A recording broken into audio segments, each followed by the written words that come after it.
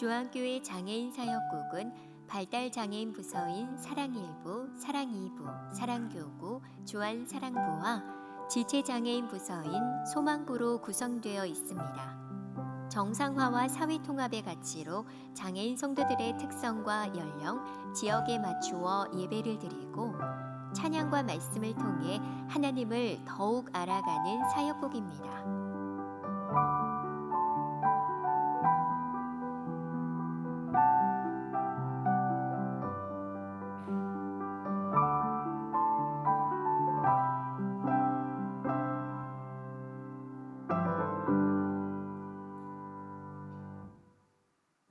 6월 주안온가족 새벽기도회가 6월 1일 오전 6시에 진행되며 자녀들을 위한 축복 안수 기도 순서가 있습니다. 온 가족이 함께 나와 기도로 승리하는 6월이 되시기 바랍니다. 선거인 명부가 로비, 교회 사무실, 교역자 사무실에 비치되었습니다. 성도들께서는 꼭 확인하시고 명단에서 누락되신 분들은 공동의회 회원 복원 신청서를 통해 이의 신청해 주시기 바랍니다. 원활한 교회 주차장 이용을 위해 주차장을 이용하시는 모든 성도들께서는 주차 안내국에 방문하셔서 전산에 차량을 등록하신 후 교회 주차 스티커를 발급받아 차량 전면 좌측 유리창에 부착하여 주시기 바랍니다. 교회외 봉사자 간담회가 6월 9일 오후 2시 부평성전 주안빌딩 4층 예배실에서 있습니다. 대상은 각 교구 봉사 담당자, 총무 또는 선교적 활동 회계 담당자, 그룹 봉사 대표입니다.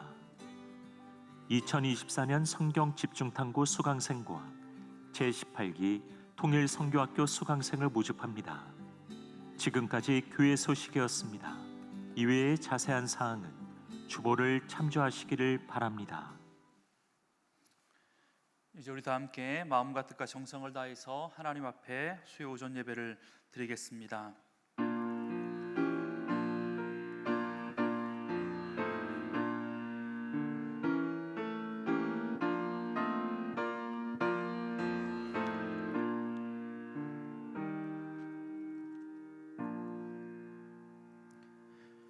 살아계신 하나님, 오늘도 제3일을 기억하여 주의 전에 나와 예배하게 하심을 감사를 드립니다. 주의 보좌 앞에 섰사오니 예배드림이 기쁨이 되게 하여 주시고 예배 가운데 임재하시는 하나님의 충만케 하시는 역사를 경험하게 하여 주옵소서. 기쁨으로 예배하는 모든 주의 백성들을 기억하시고 넓은 품에 품어 주시옵소서. 지친 몸과 영혼으로 왔다면 하늘의 소망을 품고 돌아가는 귀한 시간 되게 하여 주옵소서. 예수님의 이름으로 기원하옵나이다. 아멘. 다 함께 찬송가 242장 함께 찬양하시겠습니다. 박수 치며 찬양하겠습니다. 황무지가 장미꽃같이 피는 것을 볼 때에 구속함에 노래 부르며 거룩한 길 다니니 거기 거룩한 그 길에 검은 구름 없으니 낮과 같이 맑고 맑은 거룩한 길 다니니 하나님의 아름다움과 그의 영광 볼 때에 모든 괴로움 잊어버리고 거룩한 길 다니니 거기 거룩한 그 길에 검은 구름 없으니 낮과 같이 맑고 맑은 거룩한 길 다니니 마른 땅에 샘물 터지고 사막에 물 흐를 때 기쁨으로 찬송 부르며 거룩한 길 다니니 거기 거룩한 그 길에 검은 구름 없으니 낮과 같이 맑고 밝은 거룩한 길 다니니 거기 악한 짐승 없으니 두려울 것 없겠네. 평안함과 즐거움으로 거룩한 길 다니니 거기 거룩한 그 길에 검은 구름 없으니 낮과 같이 맑고 맑은 거룩한 길 다니니 거기 죄인 전혀 없으니 거룩한 자뿐이라. 주님 주신 면류관 쓰고 거룩한 길 다니니 거기 거룩한 그 길에 검은 구름 없으니 낮과 같이 맑고 맑은 거룩한 길 다니니. 아멘. 우리 이 시간 한 목소리로 기도하겠습니다. 하나님, 하나님의 나라가 속히 이 땅 가운데 임하게 하여 주옵소서. 남북한이 속히 복음으로 통일되게 하시고 우리나라 하나님을 경외하는 나라 되게 하여 주옵소서. 또한 한국교회가 성령으로 새롭게 부흥되게 하시고 우리 주한교회가 선교적 삶으로 복음의 빛을 비추는 교회 되게 하여 주옵소서. 우리 유희 목사님과 원로 목사님을 위해서, 우리 말씀 전하시는 김상일 목사님을 위해서 우리 합심해서 기도하신 후에 45교구 지역장님이신 김원영 권사님께서 마무리 기도해 주시겠습니다. 우리 주님의 이름 한번 부르시고 동성으로 기도합니다. 주님, 하나님, 우리를 주의 전에 불러주셔서 기독해 하시고 예배케 하시니 하나님 감사합니다.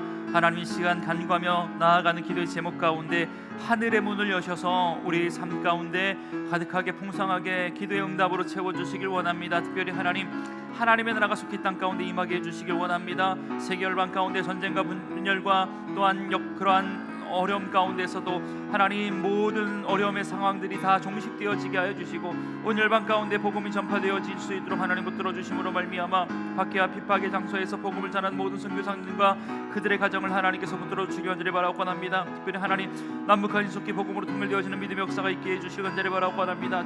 성령 하나님, 자유를 찾아 내려온 3만 4천여 명의 모든 탈북민들에게 복음이 전파되어서 그들의 참된 자유와 평안을 누리게 하시고 먼저 예수 그리스도를 영접한 탈북민들이 복음의 통로의 사명을 잘 감당할 수 있도록 주님 역사하여 주옵소서.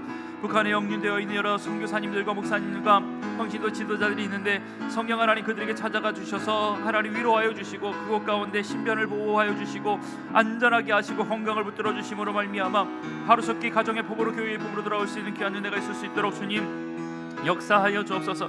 하나님, 우리나라가 하나님을 경외하는 믿음의 나라 되길 원합니다. 우리나라 정부와 기업과 소상공인들을 잘 살피고 지켜주는 지혜로운 정책과 현실 방안들을 잘 준비할 수 있도록 하나님 붙들어 주옵소서. 정부와 의료계가 하나님 대립하고 갈등 가운데 있는데 성령 하나님 열린 마음으로 소통하며 갈등이 해소되게 하시고 의료계의 그 혼란이 종식되어질 수 있도록 주님 역사하여 주옵소서. 특별히 하나님, 한국교회가 성령으로 새롭게 부흥되어지는 은혜가 있기를 원합니다. 한국교회 다음 세대에게 분열의 영을 하나님 다 제거하여 주심으로 말미암아 악한 꾀임과 유혹에 넘어가지 않도록 하나님 붙들어 주시고 오직 하나님의 말씀을 따르는 믿음의 세대 될 수 있도록 주님 역사하여 주옵소서. 성경적 진리를 대적하는 법과 제도가 이 땅 가운데 다 사라지게 하여 주시고 한국교회와 성도들이 근신하여 깨어서 이 땅을 살리는 거룩한 믿음의 기도를 해나갈 수 있도록 주님 역사하여 주옵소서. 하나님, 주한교회가 선교적 삶으로 복음의 빛을 비출 수 있는 귀한 믿음의 교회로 아름답게 세움받게 하심을 감사를 드립니다. 하나님, 주한교회와 주한의 모든 성도들의 삶 속에 생명의 말씀과 기도가 다시 한번 회복되어지는 은혜가 있을 수 있도록 하나님 붙들어 주옵소서. 그리고 우리가 말씀과 기도를 통하여서 하나님과 더욱더 깊은 생명력 있는 관계로 나아가 그가 주시는 힘과 능력으로 일어나 승리의 삶을 살아갈 수 있는 하나님의 백성들 될 수 있도록 주님 역사하여 주옵소서. 특별히 하나님 세우신 원로 목사님과 위 목사님 하나님 영육간에 강건케 해주시기 원합니다. 특별히 하나님 원로 목사님 하나님 마지막 때까지 건강 잘 지켜나갈 수 있도록 하나님 붙들어 주시고, 하나님 옆에서는 그날 하나님까지 성령 하나님께서 주신 사역들 잘 감당할 수 있도록 주님 역사하여 주셔서 후대에 하나님 귀한 믿음의 본이 될 수 있는 귀한 믿음의 모습으로 아름답게 기억되어 줄 수 있도록 주님 역사하여 주옵소서. 하나님 위 목사님 영육간에 강건케 하여 주시고, 특별히 말씀 사역하는 데 있어서 부족하지 않도록 하나님 붙들어 주시고, 성령의 지혜를 갑절의 능력을 더하여 주시고, 또한 하나님 수술한 오른팔의 부위가 빨리 회복되어 줄 수 있도록 주님 역사하여 주옵소서. 그래서 하나님 주한교회뿐만 아니라 거룩하게 시대적인 사명을 감당할 수 있는 믿음의 하나님 리더로서 아름답게 쓰임받을 수 있도록 주님 역사하여 주옵소서. 오늘 하나님 말씀을 들고 단위에 서서 우리 김상일 목사님 하나님께서 기억하여 주셔서 목사님의 사역과 가정 위에 은혜 위에 은혜를 더하여 주시고, 목사님을 통해서 주신 하나님의 은혜가 많은 성도들에게 흘러갈 수 있는 축복의 통로가 될 수 있도록 주님 은혜를 더하여 주시옵소서.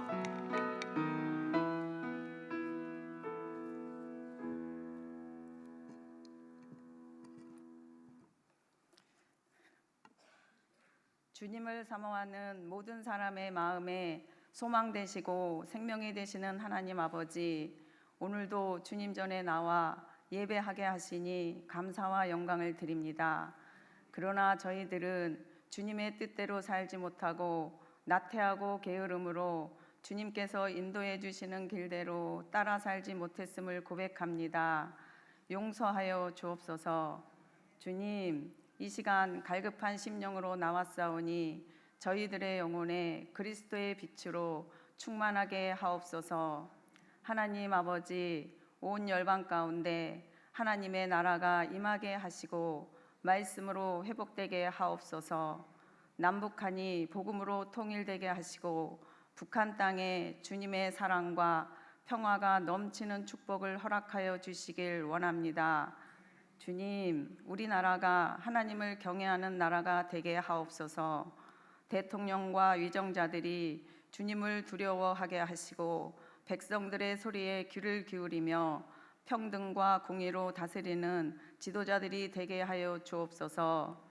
사랑의 하나님, 한국교회가 성령으로 새롭게 부흥되게 하시며 이 땅의 모든 교회들이 그리스도의 사랑과 선한 뜻을 나타내게 하여 주옵소서.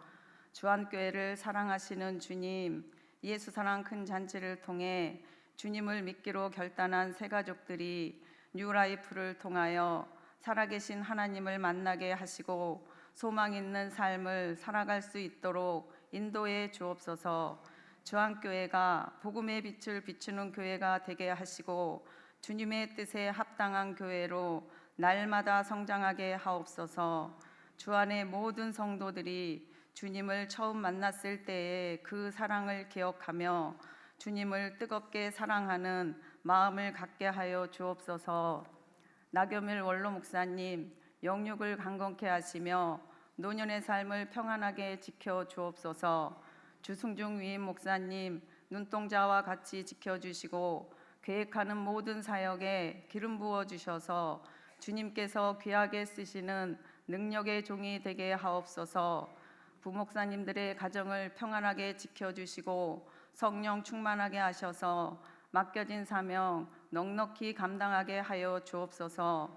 오늘 말씀을 전하시는 김상일 목사님께 성령의 능력을 덧입혀 주셔서 생명력 넘치는 말씀을 전하실 때 말씀을 듣는 성도들의 마음에 새롭게 결심하는 결단의 시간이 되게 하여 주시옵소서.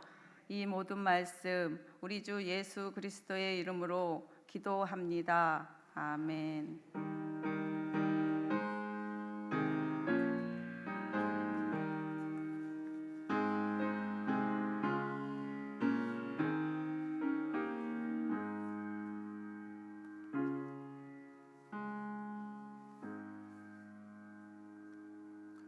오늘 우리에게 주신 하나님의 말씀은 구약성경 다니엘서 1장 11절에서 17절까지의 말씀입니다. 구약성경 1장 11절에서 17절까지의 말씀, 성경 1231면에 있습니다. 이제 하나님 말씀 봉독하겠습니다. 말씀을 봉독할 때 살아계신 하나님의 음성을 다 함께 들으실 수 있기를 바랍니다. 하나님의 말씀입니다.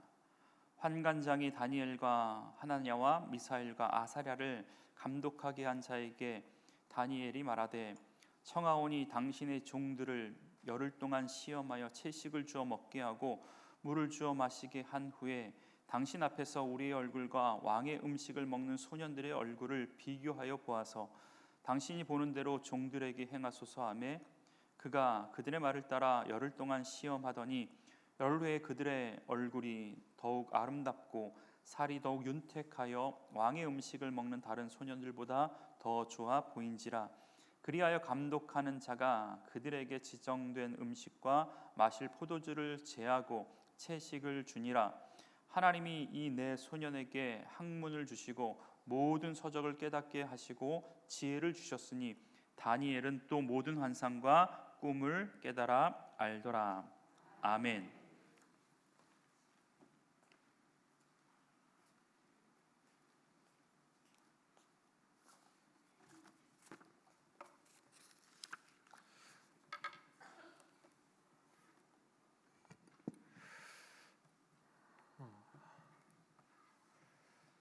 할렐루야.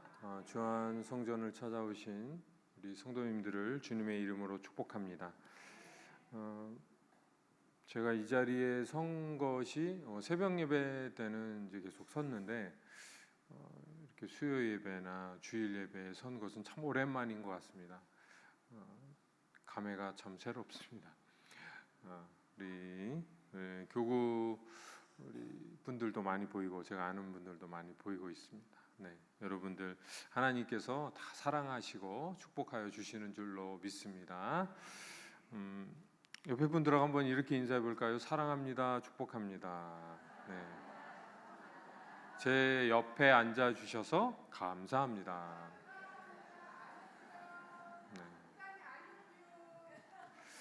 네, 감사합니다. 네, 제가 기도하겠습니다. 하나님 감사합니다. 주의 전에 나와 예배하는 것을 기쁨으로 알고 주님께 나와 하나님 전에 무릎 꿇고 고개 숙여 기도하는 우리 주 안의 성도들 주님께서 기뻐 받아 주시옵소서. 어지럽고 복잡한 세상 가운데 살지만 살아갈 힘도 없고 주저앉고 싶을 때 많이 있지만 하나님께서 두 손 잡아주시고 이렇게 세워주시는 놀랍고 감사한 은혜 이 시간 경험하게 하여 주시고 살아갈 셈 얻는 귀한 시간 되게 하여 주시옵소서. 부족한 자 단위에 섰습니다. 십자가 뒤에 부족한 모습 다 가리워 주시고 주님의 말씀만 온전히 전하는 귀한 시간 되게 하여 주시옵소서. 이 시간 답답한 마음으로 아버지 하나님 앞에 나온 자들이 그런 성도들이 있다면 하나님의 말씀을 통해서 문제가 해결되는 귀한 시간 되게 하여 주옵소서. 감사드리며 예수님의 이름으로 기도합니다. 아멘.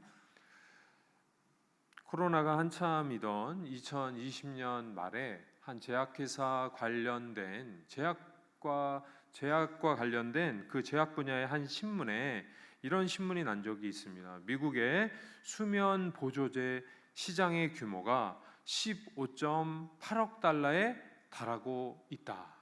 그러니까 수면 보조제라는 건 쉽게 말해서 우리가 처방을 받거나 또는 TV 같은 데도 나오잖아요. 잠을 잘 오게 하는 그런 보조제, 그런 약을 말하는데 그런 약의 그 시장 규모가 15.8억 달러 규모였다는 겁니다. 이것을 우리나라 돈으로 제가 한번 궁금해서 환산을 해봤어요. 2조 원이 넘는 돈이더라고요. 그것이 이 신문은 계속해서 이런 기사를 썼습니다. 2000년에 이렇게 15.8억 달러에 달하고 있지만 25년까지 계속해서 이 사용량이 증가할 것이고 나중에는 21억 달러가 넘을 것이다. 21억 달러면 한 2조 8천억 정도 됩니다. 이렇게 이런 기사가 있었습니다. 이것은 코로나19 팬데믹의 영향으로 불면증을 호소하는 미국인이 급증했기 때문이었다라는 것이었습니다.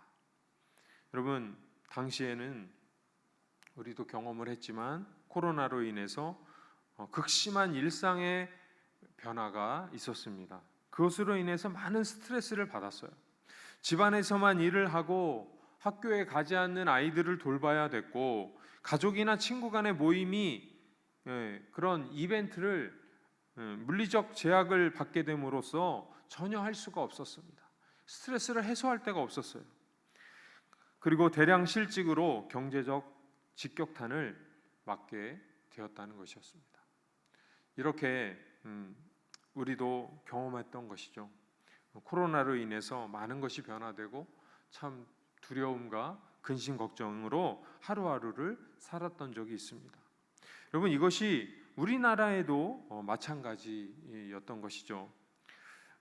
여러분, 우리나라에도 아마 지금도 이 수면제가 판매되고 그 수면제가 소비되는 양을 조사해 보면 아마 어마어마할 것입니다. 여러분, 소위 낀 세대라고 들어보셨죠? 낀 세대, 50세에서 70세까지의 그 중간의 분들, 이 분들은 낀 세대라고 합니다. 한번 들어보셨을지 모르겠어요. 근데 이 낀 세대들이요, 얼마나 미래에 대한 두려움을 갖고 사는지 모릅니다.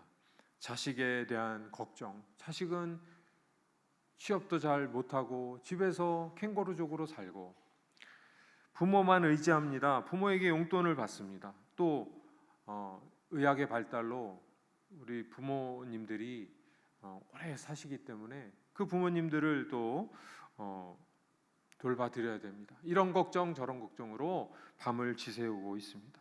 또 최근에는 MZ세대들이 불면증을 많이 호소하고 있습니다. 취업 문제로 불투명한 미래에 대한 불안으로 그래서 꼭꼭 숨어버린 우리의 자녀들이 밤을 하얗게 지새우고 있다는 것입니다. 여러분, 이것은 많은 사람이 골치 아픈 일에, 어려운 일에, 불안감에, 그리고 걱정 근심으로 그것으로 인해서 잠을 잘 못 자고 두려움 가운데에 그렇게 살아가고 있는 지금 이 시대를 말해주고 있는 것입니다.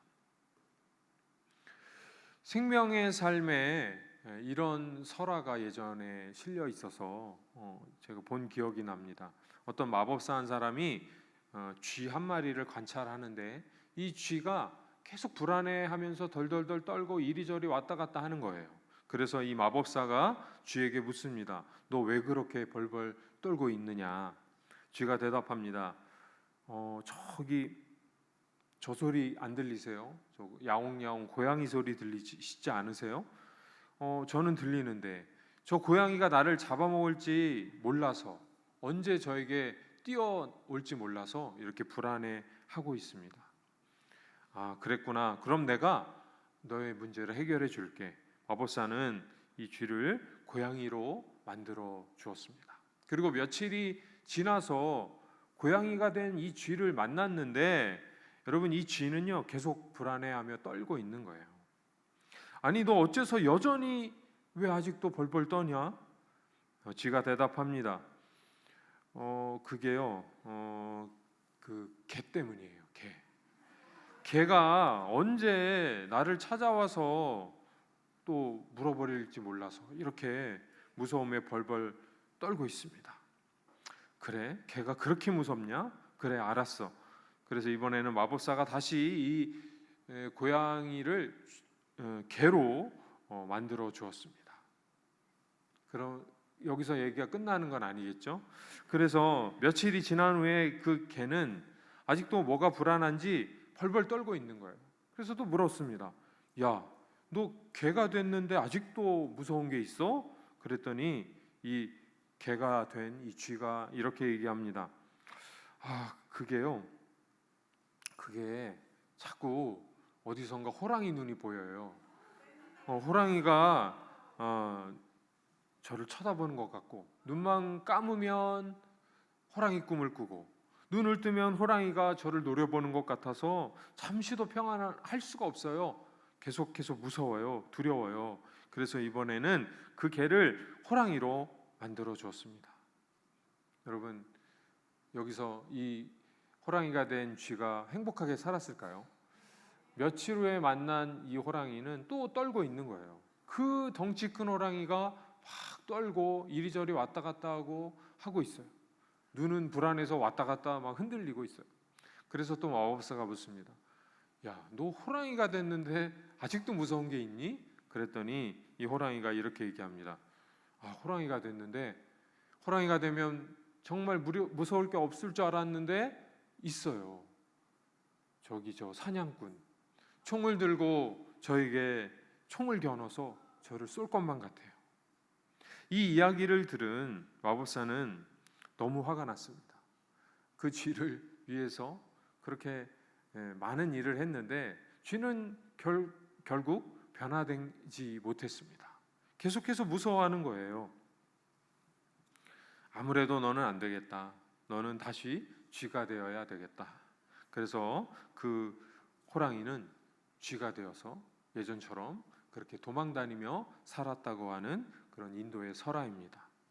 여러분, 이 이야기가 우리에게 주는 교훈은 무엇입니까? 우리 마음에 있어야 할 안정과 그런 평안은요, 외부적인 조건에 의해서 주어지는 것이 아니라는 거예요. 환경에 의해서 주어지는 것이 아니라는 거예요. 아무리 환경과 조건을 조성하고 바꿔도 여전히 걱정하는 사람은 끝까지 걱정만 합니다. 그래서 걱정도 팔자다, 이런 말을 하는 겁니다. 그런데 반면 평안한 사람은, 주님을 믿고 의지하는 자는 하나님이 주시는 평안 속에서 참된 평안과 기쁨을 누리며 살게 되는 줄로 믿습니다. 그럼 만성질환이라는 말 들어보셨죠? 만성질환. 만성적으로 병이 있어서 오랫동안 치료를 해도 잘 낫지 않는 병, 이것을 만성질환이라고 합니다. 그리고 최소 3개월 이상 지속되는 증상인데 오랜 기간 발병하며 계속해서 재발하는 질환, 이런 뜻을 갖고 있어요. 만성질환. 쉽게 말하면 낫는 듯 하다가 또 아프고, 좋아지는 듯 하다가 또 아프고, 이게 만성질환이죠. 그런데 여러분, 이 만성질환의 원인의 90%가 불안에 있다는 거예요. 내가 아프니까 안 아픈데 아픈 것처럼 느껴지는 거예요. 속이 안 좋으니까 이제 속이 많이 좋아졌는데 이 음식을 먹으면서도 걱정을 하는 거예요. 이걸 먹고 또 배가 아프면 어떡하지? 이걸 먹고 또 탈이 나면 어떡하지? 그러니까 또 아픈 거예요. 여러분, 이 정신적인 안정이 이만큼 중요하다는 거예요. 우리가 마음의 평안을 얻고 안정을 얻을 때 우리가 여러 가지 질환도 치료된다는 겁니다. 여러분 가운데에도 이런 불면증이나 만성 질환으로 고통받고 계신 분들이 있습니까? 미래에 대한 걱정과 이유 없이 찾아오는 불안과 근심으로 밤잠 이루지 못하는 분은 없습니까? 오늘 주님이 주시는 말씀을 통해서 힘을 얻으시길 바랍니다. 담대하게 살아갈 수 있는 믿음의 사람들이 되시기를 소망합니다. 오늘 본문으로 들어가 보면요, 다니엘과 그의 친구들의 이야기가 나옵니다. 세 친구들의 이름은 하나냐, 미사엘, 그리고 아사랴입니다. 하나님은 다니엘과 세 친구들에게 담대한 믿음을 주셨습니다. 세상 사람들과는 다른 용기와 결단이 그들에게 있었습니다. 그렇다면 그들이 보여준 담대함과 그들의 용기는 무엇일까요? 그것은 하나님을 믿는 자들에게는 호의도, 아무리 세상적으로 좋은 것도 거절할 수 있는 담대함이 있다는 것입니다. 다니엘과 세 친구, 여러분, 이들의 신분이 무엇입니까? 오늘 본문을 보면 그들은 예루살렘으로부터 바벨론으로 끌려온 포로들이었어요. 당시 바벨론 왕은 포로된 젊은이들 중에서 똑똑하고 재능 있는 소년들을 발탁했습니다. 그것은 장차 그 바벨론이라는 나라를 위해서 훌륭한 인재로 키우기 위해서였어요. 여러분, 왕에게 발탁된다는 것은 여러분 결코 쉬운 일이 아니에요. 대단한 일입니다. 영광스러운 일입니다. 누구나 부러워할 만한 그런 사건이죠. 이렇게 발탁된 이 소년들이 누리는 특권이 이런 것이었습니다. 그것은 왕이나 왕가의 귀족들이 먹을 법한 그런 귀한 음식을 이 소년들에게 제공한다는 것이었어요. 그것은 건강한 몸으로 열심히 공부하라는 뜻도 되고, 열심히 건강한 육체로 훈련받아서 바벨론을 위해서 큰 일을 해달라는 그런 의미였습니다. 그러나 다니엘과 친구들은 누구나 먹고 싶어하는 그 산의 진미를 다 거절했습니다. 원래 호의를 거절한다고 하는 것은 쉬운 일이 결코 아닙니다. 어려운 것이죠. 그런데 평생 가야 한번 올까 말까한 그 기회를 그들이 저버리려고 했던 것입니다. 여러분, 우리의 삶 속에서, 인간관계 속에서 사람들에게 해서 듣기 좋아하는 말이 있는데 그것이 무엇입니까? 그것은 알았어, 좋아, 이렇게 찬성의 표현인 yes라고 하는 말이죠. 반면에 하기 어려운 말, 또 들어서도 별로 기분 좋지 않은 말이 있는데 그것은 아니야, 싫어, 거절의 표현인 no라고 하는 것입니다. 그런데 여러분, no를 잘하는 사람은 인생을 성공적으로 살 수 있다는 것 여러분 아십니까? 왜냐하면 모두 예라고 할 때, 모두가 다 맞다고 할 때 no라고 하는 것은, 아니다라고 하는 것은 대단한 용기가 있어야 하기 때문입니다. 용기 있는 사람만이 불의에 대해서, 거짓에 대해서, 잘못된 일에 대해서 no라고, 아니라고 할 수 있습니다. 진정으로 용기 있는 사람은 이기심이나 피해 의식이나 감정에 따라 no라고 하는 것이 아니에요. 그가 그런 굳은 결단이 있고 거기에 대한 확신이 있기 때문에 no라고 할 수 있는 것입니다. 그런데 여러분, 잊지 말아야 할 것은요, 우리가 거절을 할 때 현명하게 해야 한다는 거예요. 현명한 사람은 거절하면서도 거절당하는 사람의 마음이 상하지 않도록 그것을 헤아려서 이야기합니다. 여러분, 어떤 돌싱남 아시죠? 돌아온 싱글 남자, 이게 돌싱남이에요. 그러니까 옛날 말로 말하면 호레비 정도 되겠죠. 근데 이 돌싱남이 한 처녀를 사랑하게 됐어요. 그래서 간절하게 청혼을 하는데 이 여자는 전혀 받아들일 마음이 없다고, 이렇게 한번 상황을 가정해 보세요. 그러면 이 처녀는 이 돌싱남의 그 구원에 대해서 어떻게 거절을 해야 할까요? 무슨 말로 거절을 하는 게 옳을까요? 당신 당신 같은 사람이 나에게 감히 넘볼 때를 넘봐야지, 이렇게 얘기하면 될까요? 이렇게 말하면 남자의 감정이 상하고 밤잠 이루지 못하고 급기야 화를 내서 폭력을 쓸지도 모르잖아요. 그럴 때일수록 여러분, 정중하게 거절을 해야 합니다. 요즘에는 데이트 폭력이나 이런 치정에 관련한 사건들이 참 많이 보도되고 있습니다. 그래서 거절도 현명하게 해야 하는 것입니다. 오늘 본문으로 다시 돌아가 보면요, 다니엘은 아까 말한 것처럼 포로의 신세였어요. 그런데 그의 상황에서 왕의 호의를 거절하는 거예요. 여러분, 이게 여러분 감히 상상할 수나 있는 일입니까? 왕의 명령을 어긴다, 명령을 불복종한다, 이건 있을 수가 없는 일이잖아요. 그거는 죽어도 마땅한 일이잖아요. 야고보서 1장 27절 말씀에는 이런 말씀이 있습니다. 하나님 아버지 앞에서 정결하고 더러움이 없는 경건은 자기를 지켜 세속에 물들지 아니하는 그것이니라. 여러분, 다니엘은 하나님 앞에서 정결한 사람이었습니다. 때문에 세속에 물들지 않고 세상의 더러움으로부터 자기를 지킬 수 있었던 것입니다. 그럼에도 불구하고요, 다니엘은 포로 신분이었기 때문에 이게 말처럼 그렇게 거절하는 것은 쉬운 일이 아니었어요. 고대 로마에는 이런 말이 있습니다. 두 주인을 마음에 품은 노예는 믿지도 말고 멀리하고 차라리 죽이라. 이게 무슨 의미입니까? 노예는 오직 한 주인을 복종해야 하고 스스로 선택할 권리도 없다는 겁니다. 노예는 두 마음을 품을 수도 없고 오직 순종만 해야 한다는 것입니다. 그런데 지금 다니엘은요, 순종만이 가능한 이 상황에서 왕 앞에 서 있는 거예요. 어찌 노예가 왕의 호의를 그렇게 거절할 수 있겠습니까? 명령도 아닌 호의를, 다니엘을 생각해서 했던 그 말들에 대해서, 그 청에 대해서 어떻게 거절할 수가 있겠습니까? 그런데도 여러분, 다니엘은 왕의 그 호의를 거절했던 것입니다.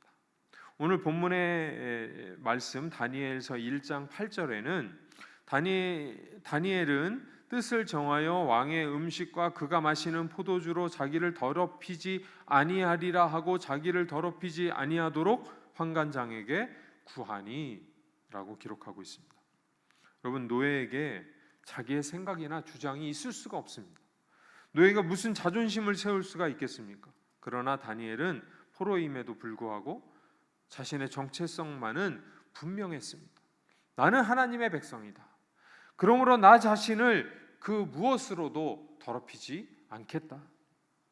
여러분, 어떻게 보면 다니엘의 주장이 좀 억지스럽게 보일 수도 있어요. 세상적으로 보면 그럴 수 있잖아요. 어차피 먹는 음식 뭘 그렇게까지 까다롭게 굴어. 당장 우상 앞에 절하라고 하는 것도 아닌데 좋은 음식 좀 먹고 건강해서 앞으로 그 나라의 큰 일꾼 되라고 하는 건데 뭐 그렇게 사소한 일 가지고 그렇게 고집을 부리냐라고 할 수도 있습니다. 그러나 다니엘의 입장은 그렇지 않았다는 거예요. 다니엘에게는 무엇보다 정결이 우선이었습니다. 음식으로, 그 우상에게 바쳐진 음식으로 자신을 더럽힐 수 없다, 이렇게 생각했던 것입니다. 여러분, 이 다니엘과 세 친구는 유대인이잖아요. 이 유대인은 원래 유목민이었어요. 때문에 그들은 오랫동안 그들의 주식이 고기였습니다. 양과 소나 염소를 잡아먹었어요. 그런데 본래 채식주의자들이 아니었는데도 불구하고 다니엘의 왕의 음식을 거절한 것은 그것이 우상에게 바쳐진 제물이었기 때문입니다. 당시 바벨론 사람들이 먹는 대부분의 음식은 우상에게 먼저 바쳐졌던 음식이었어요. 그들은 먼저 자신의 신에게 제물로 바친 후에 그 음식을 가져다가 먹는 풍습이 있었습니다. 다니엘과 세 친구는 그것을 알았어요. 그것을 알고 우상에게 바쳐진 것이 옳지 않다, 그것을 먹지 않겠다라고 해서 거절했던 것입니다. 고기라서 거절한 것이 아니었다는 거예요. 음식을 먹는 것은 지극히 사소한 일이기는 하지만 우상에게 바쳐진 것으로 더럽힐 수 없다, 나 자신을 더럽힐 수 없다 생각했던 것입니다. 그렇게 다니엘은 그 뜻을 정한 것이었습니다. 뜻을 확정한 자는 마음의 평안을 얻게 되는 줄 믿습니다. 이사야서 26장 3절 말씀을 보면 주께서 심지가 견고한 자를 평강하도록 지키시느니라 말씀합니다. 심지가 견고하다는 것은 흔들리지 않는 믿음을 말합니다. 이런 사람에게는 참된 평안이 주어진다고 성경은 말씀하고 있습니다. 하지만 마음이 흔들리는 사람에게는 불안만이 있다는 것이죠. 고대 그리스 철학자들이 많이 썼던 말 중에 에포케라고 하는 단어가 있습니다. 이 에포케는 판단 중지라는 뜻입니다. 판단 중지. 우리가 어떤 문제를 가지고 결론을 내리기가 쉽지 않습니다. 그러므로 어느 순간까지 걱정하다가 판단을 중지하고 결단을 내야 한다는 것입니다. 여러분, 자녀들이 이 대학에 갈까 저 대학을 갈까, 시험을 볼까 아니면 취업을 할까, 이런 고민을 하지 않습니까? 결혼을 못하는 자녀들에게도 분명한 이유가 있지 않습니까? 여러 가지 이유가 있지만 그것 중에 가장 큰 이유는 결단을 하지 못하기 때문이에요. 여러분, 결단하려면 판단을 중지해야 한다는 겁니다. 이것이 삶의 지혜입니다. 판단을 멈추고 선택을 빨리 해야 합니다. 그런데 중요한 것은 한 가지를 선택하면 한 가지는 버려야만 한다는 것입니다. 모든 것을 충족하기는 어렵기 때문입니다. 예수님께서는 마태복음 16장 24절에 누구든지 나를 따라오려거든 자기를 부인하고 자기 십자가를 지고 나를 따를 것이니라 말씀하고 있습니다. 자기 십자가가 무엇입니까? 예수님을 따르려면 끊어버려야 할 것이 많다는 것입니다. 잃어버려야 될 것이 많다는 것입니다. 아무것도 잃지 않고 아무것도 끊어버리지 않고 예수를 믿으려 한다면 결코 쉬운 일이 아니라는 것입니다. 코로나 이후에 여러분 골프가 대중화가 됐어요. 교인분들 중에도 주말이면 고민을 합니다. 내일 골프를 치러 가야 되나? 아니면 교회를 가야 될까? 이런 고민을 하다가 간신히 부인에게 붙잡혀서 교회로 오는 분들이 많아졌습니다. 여러분 주일날은 어떤 일이 있어도 안 돼. 어떤 날 주일날만큼은 안 돼. 이렇게 유혹을 이겨야 하지 않겠습니까? 그런데 그러다가 친구들이 다 나를 외면하면 어쩌지? 나만 왕따 당하는 거 아니야? 사업에 어려움이 생기는 거 아니야? 고민에 빠지게 된다는 겁니다. 그러나 그러한 때일수록 나는 아무것도 상관이 없다. 나는 아무것도 두렵지 않다. 이런 각오와 결단으로 주의를 지켜야만 합니다. 이래도 좋고 저래도 좋고 에라 모르겠다. 나는 상관없다. 나는 아무것도 모르겠다. 세상에 끌려다니며 살면 참된 평안을 놓치게 된다는 겁니다. 하나님께 모두 맡기고 믿음 가지고 주님이 기뻐하시는 뜻을 세우고 살아가시는 주한교회 성도들이 되시기를 소망합니다. 여러분 다니엘과 친구들은요 담대한 믿음으로 뜻을 정했던 것입니다. 그들은 자신의 결정을 지키기 위해서 깨끗하게 살아가기 위해서 정결한 삶을 살기 위해서 죽음을 각오했던 것입니다. 그렇게 그들은 그 이후에 궁중의 생활을 하게 됩니다. 결국 그들의 삶은 평안함과 여유를 찾게 되는 것이죠. 여러분 이 세상에서 가장 중요한 게 무엇입니까? 뭐니 해도 그것은 생명입니다. 돈과 명예가 아무리 좋다고 하여도 어떻게 생명과 바꿀 수가 있겠습니까? 그러나 성경 말씀은 생명보다 중요한 것을 믿음이다라고 말씀하고 있습니다. 다니엘과 세 친구는 생명보다 더 가치 있는 믿음이 무엇인지를 알고 있었습니다. 그렇기 때문에 그들은 모든 것을 버릴 각오를 하게 되었던 것입니다.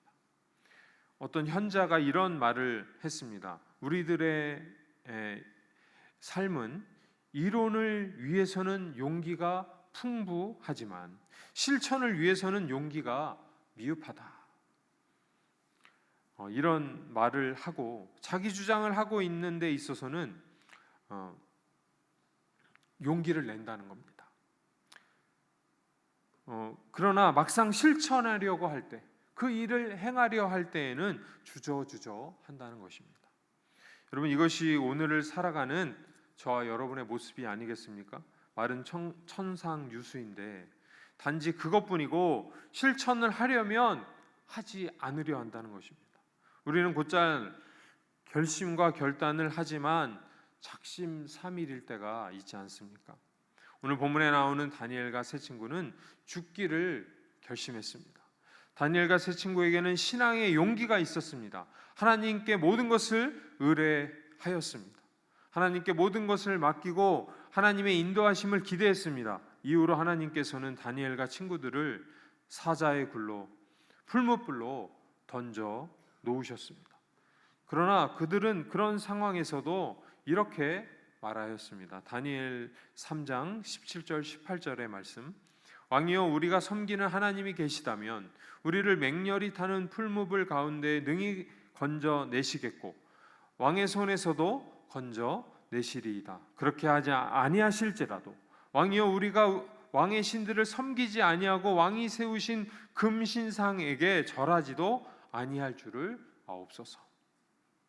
다니엘과 친구들은 하나님이 함께 하심을 믿었습니다. 그것을 의지했습니다. 구원해 주실 것을 확신했습니다.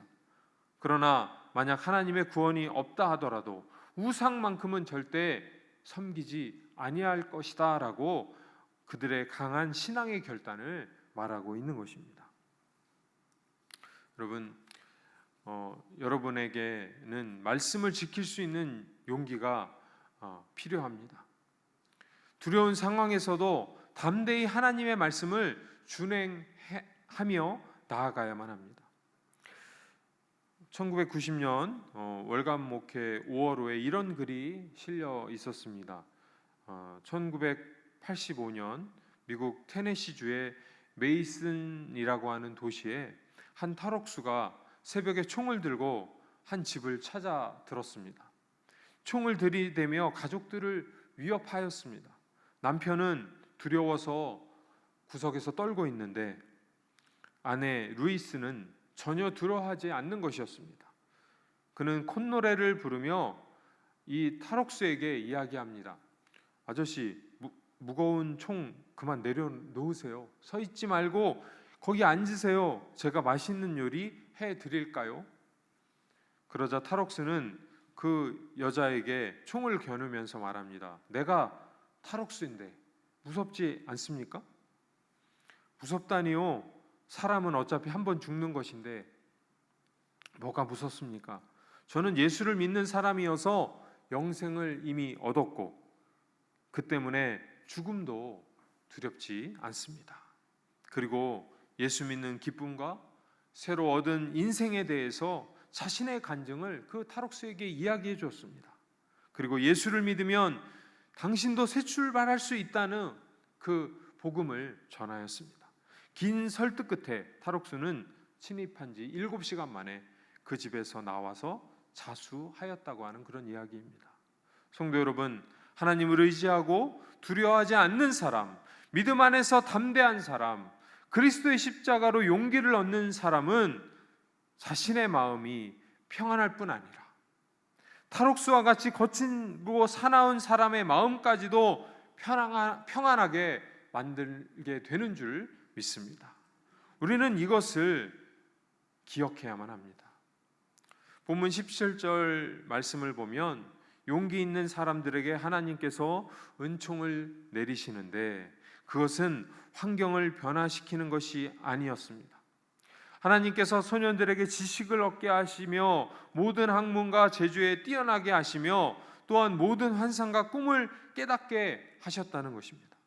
하나님께서는 믿음의 사람들인 우리에게 마음에 평안을 주실 뿐 아니라 창의력과 명철과 영감을 허락해 주실 줄로 믿습니다.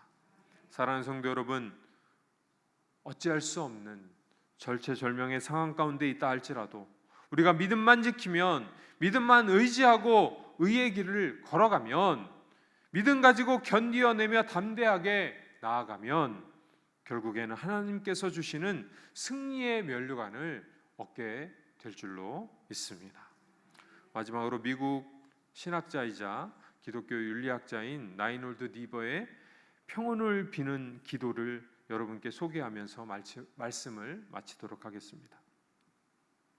주여, 바꿀 수 없는 것을 받아들이는 평온함과 바꿀 수 있는 것을 변화시킬 수 있는 용기를 주시고 이 둘의 차이를 알 수 있는 지혜도 허락하여 주시옵소서. 하루하루를 한껏 살아가게 하시고 순간순간을 한껏 즐기도록 도와주시고 고난이 평화에 이르는 기름을 받아들일 수 있는 마음을 주옵소서.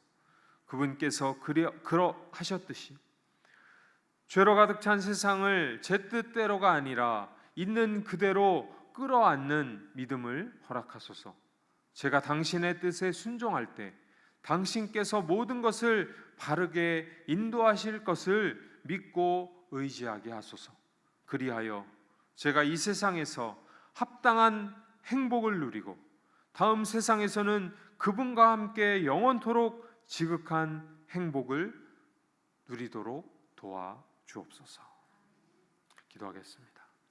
하나님, 이 세상을 살아갈 때 힘들고 어둡고 고난의 길을 걸어간다 할지라도 우리의 왕 되시고 우리를 이끌고 나아가게 도와주시는 하나님의 은혜를 날마다 순간마다 기억하게 하여 주시옵소서. 담대한 믿음 허락하셔서 세상과 타협하지 않게 하시고 오직 주님의 뜻대로 나아가게 하시고 믿지 않는 자들에게 본이 되는 우리의 삶이 되게 하여 주시옵소서. 이 모든 말씀 예수 그리스도의 이름으로 기도드립니다. 아멘. 우리 다 함께 자리에서 일어나셔서 365장 함께 찬양하겠습니다.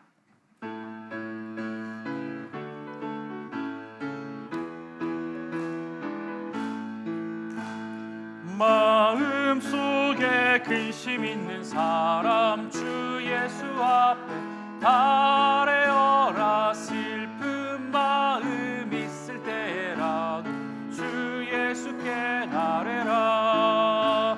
주 예수 앞에 달래어라. 주리의 친구니 무엇이나 근심하지 말고 주 예수께 아뢰라. 눈물 나며 깊은 한숨 쉴 때 주 예수 앞에 달래어라. 은밀한 죄 내게 있더라도 주 예수께 아뢰라. 주 예수 앞에 달래어라. 주리의 친구니 무엇이나 근심하지 말고 주 예수께 아뢰라. 외로움과 두려움 있을 때에 주 예수 앞에 달래어라. 내일 일을 염려하지 말고 주 예수께 아뢰라. 주 예수 앞에 달래어라. 주리의 친구니 무엇이나 근심하지 말고 주 예수께 아뢰라. 죽음 앞에 겁을 내는 자여 주 예수 앞에 달래어라. 하늘나라 바라보는 자여 주 예수께 아뢰라. 주 예수 앞에 달래어라. 주리의 친구니 무엇이나 근심하지 말.